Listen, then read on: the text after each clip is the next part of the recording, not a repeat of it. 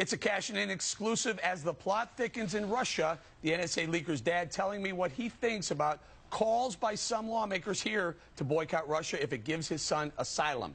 Lon Snowden telling me he's upset with Senator Lindsey Graham and others calling to boycott Russia over how they're dealing with my son. That's a quote. Wayne, is he right?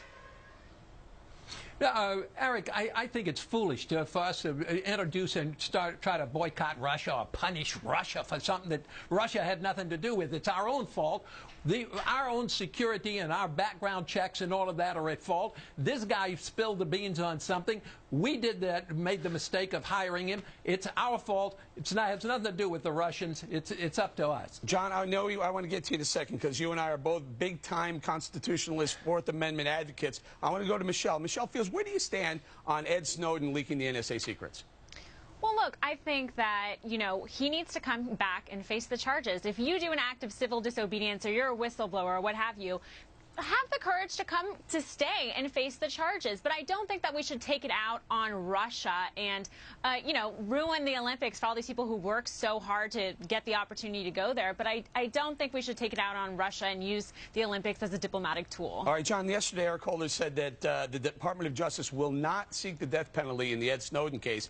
Should that be enough for him to come back, or would you like to hear more?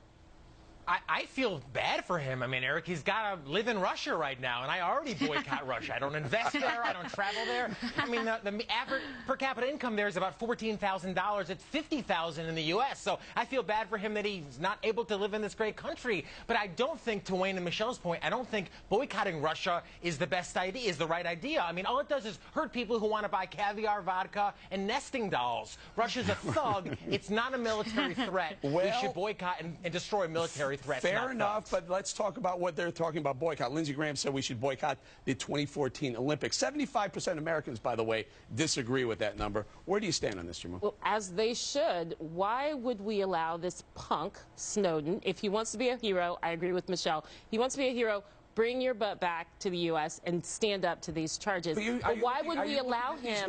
Why would we allow him to ruin there's an overwhelming majority say don't boycott the Olympics. However, there's a lot of support for what Ed Snowden did, revealing some of the NSA overreach. And he can come back and face those charges. But the hopes and dreams of the greatest Americans to be dashed because of him and because of President Putin trying to stick it to us the way he does on every issue, not on this watch. Trying to get a little bit of news in here, Jonathan, very quickly. Did you hear the shot that was going back and forth between Chris Christie and Rand Paul over some of the stuff? Thoughts? Well, I think it's widely debated. There's a lot of division even within so-called conservative or Republican circles on this, Eric. So it'll be very interesting how it plays out. I think Wayne makes the crucial point here. The issue is our own policies, our own lack of protection of individual rights. That's what this country should focus on. Gotta go. Fourth Amendment, folks. Read it. All right. Thanks to Michelle and Jamu for joining us this week.